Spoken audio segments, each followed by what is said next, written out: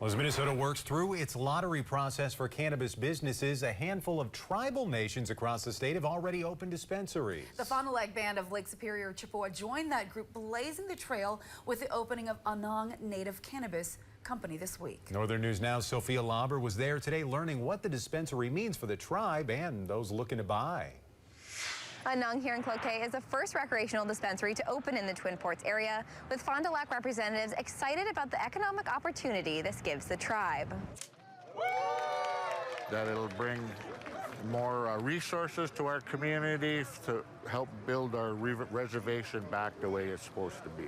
Band member Jeff Savage says tribal businesses fund many of the tribe's social services programs. Communications Director Caleb Dunlap highlights the 15 full-time jobs the dispensary has created and the business he hopes it will bring to the area. Right now, people are going to Michigan for their products, like 2 hours away.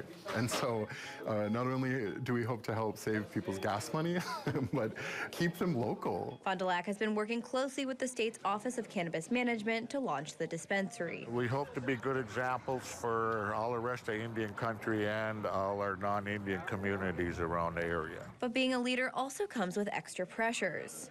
Savage remembers the tribe's opening of casino operations in the 80s. And all of the political baggage that came with trying to create these new businesses like this and being in the forefront of some of these new markets. In spite of the challenges, the band is embracing the opportunity, recognizing it is just the start of this industry here in Minnesota. We have the opportunity to help reshape the narrative or the stories that have been told about cannabis. The tribe is currently developing both indoor and outdoor growing facilities, which should be up and running in the next couple of weeks. In Cloquet, Sophia Lauber, Northern News Now.